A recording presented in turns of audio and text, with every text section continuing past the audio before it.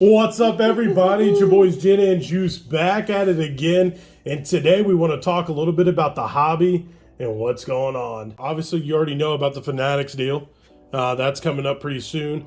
But now there's like a little bit of aftermath from it. And what I mean by that is when you take a look at some of these individuals like a Panini or a Topps, especially on the Panini side, you're starting to notice that a lot more of the product is either new products coming out that has never come out before for some reason, and it's more, I feel like, a money grab. Well, then they're all, some of them are only online exclusives, Right. like Panini Black for basketball was Right. only through their site, and it was like a reverse Dutch auction. Yeah, It which kind of didn't really help that we can't not go to our local card shop and get product. We had to have bought it online, or you don't get a chance to buy it. right, and then you have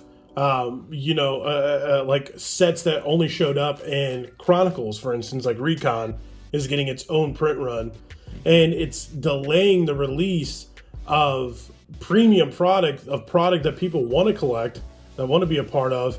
And we've gotten so backlogged with all this product being released and so forth because Panini continues just to dump new product out, that now we're in a brand new draft class for basketball, for instance, and we're still focusing on LaMelo Ball. Class, yeah.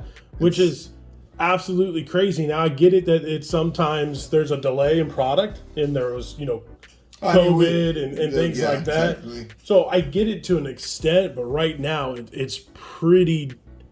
It's pretty prevalent that there's money grabbing going on. I feel like it's a money grab, and then we're also getting way behind in the normal release schedules. And I get it. There's a lot of delays, autographs, and things like that.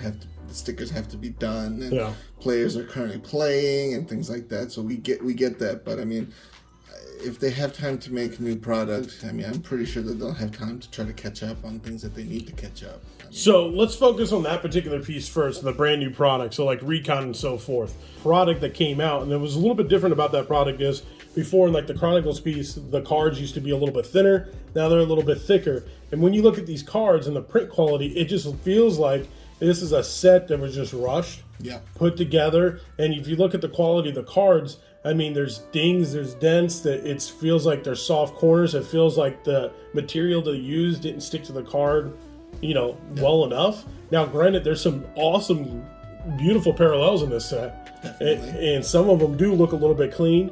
But again, why even release this type of product when we still have a handful of other products that still need to come out for this draft class, like one of our favorite products, Panini 101. Yeah, we're still waiting. Mosaic's also supposed to be coming up. Mosaics are one of the big time, probably one of the better cards to collect in the set and the overall, and it's delayed.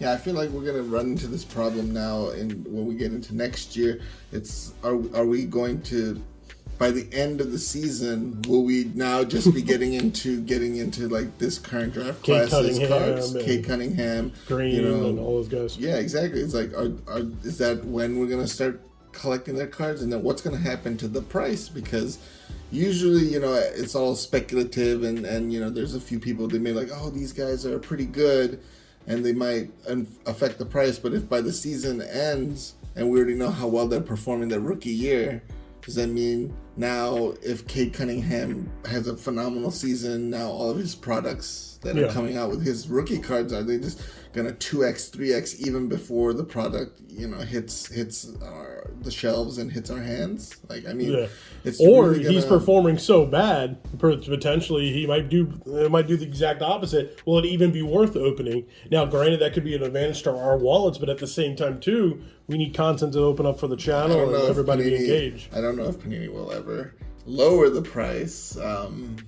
But you expected, but I mean, I feel, look how bad Optic has done. Eventually the market, like initial release, obviously for us, we want to get the product on release date into your hand or into our hands so that you guys can enjoy the brand new product as soon as it's released. Kind of put us in an awkward position where we're trying to get the latest products, but we can't open everything because some of it just doesn't appeal to us at all, or doesn't, it's not as exciting.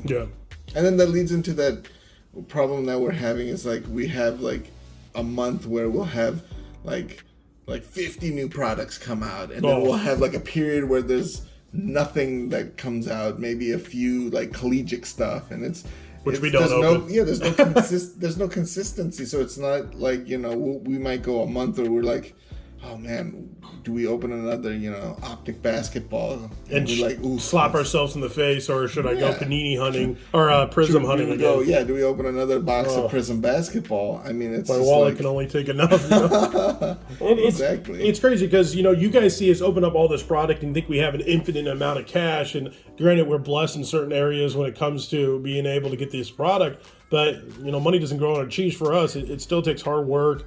And actually getting the product and so forth. You guys don't want to see us to open like 30 videos of us opening optic basketball. Yeah, I mean, you'll get tired of it. Yeah. You don't want us to see us open select football. We've already done, you know, a lot of those. Yeah, it's just, and I think at the end of the day too, it also hurts the hobby. It also hurts your drive if you see us continually open up one particular product and get hosed on it, because except for 101. Except for 101. 101's a little bit different animal just because it's just two cards. Yeah. It's one box. It's real lucky. But the actual hobby boxes, like for instance, like, and I'm not trying to, you know, make it seem like we're in support for Panini and the products that they're opening up, but at the same time too, if we sit there and we're opening up an optic box and we open up 10 optic boxes and they're all trash, you're not going to want to open up anything, and it could ruin your hobby experience. So, you know, the next piece is we want to touch on too is, you know, right now we talked about overprinting a product. The product is being overprinted, and that even includes some of these sets going into, like with Select,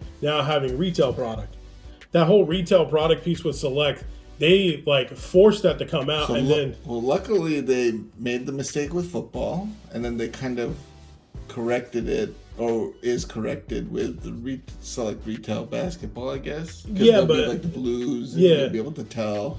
But with their variation, different levels of cards in that particular set. I remember when Select first came out, when I was doing my research before we were even in the hobby, you know, 3 or 4 or 5 years ago. When it first came out, they had a limited number of parallels and limited number of, like, if you got a concourse, it was a big deal. Now it's just printed into oblivion, and they still have those different tiers, and they still have additional parallels, what makes the set watered down. I think they've, and I know sports card investor Jeff has talked about this too, but I think they've, and he's done the statistical numbers, so if you want to check that video out, I mean, you can check out his channel, but they looked at, like you said, they looked at the past years of Select, and they looked at just the sheer amount of parallels and how many different 101s are in the sets now, and how many different die cut versions and all of these weird inserts and parallels, and the checklist keeps getting bigger and bigger, but it's filled with a whole bunch of cards that I think is eventually going to create confusion, especially for the new people into the hobby. Oh God, yeah. When they open it and they're like, "Ooh, I got a die cut," but I mean, the Select football has like, each pack has almost like several die cuts in there, and it's just crazy. Like, I don't know if this die cut is better than this one, or if the die cuts now are worth anything, not worth anything. So I think having too much of that eventually confuses a lot of the new people who are coming into the hobby. And to keep the hobby fresh and keep the hobby growing, you're going to need new people coming in. So you vets out there that are like, might say, well, I'm kind of happy it confuses them, maybe they get out of the hobby. You don't want that. You want to have the hobby be full of entertainment, full of growth, full of opportunity for all across the board, in order for this to continue to go, in order for you to continue to collect. Because if the hobby, if you want your investments to grow, I mean, you got to have new people or coming if you're just collecting.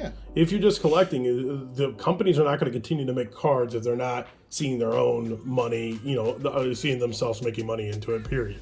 So if you want to continue to collect and so forth, you got to embrace everything. But we also have our own morals, where we have to make sure that, hey, let's make sure we set the standards for the hobby, and let's all play by the same rules. And thankfully, I think Fanatics is going to end up doing that. What sucks is I open up some retail sometimes off camera, because we don't really open up retail on the channel.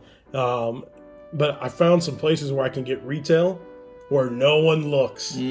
But I never want to announce it, because I never want the scalpers that watch the channel to go to those spots and get the retail. So if you are interested, hit us up in DMs, and if I validate you, I'll let you know where I get them, because it's not where people are looking.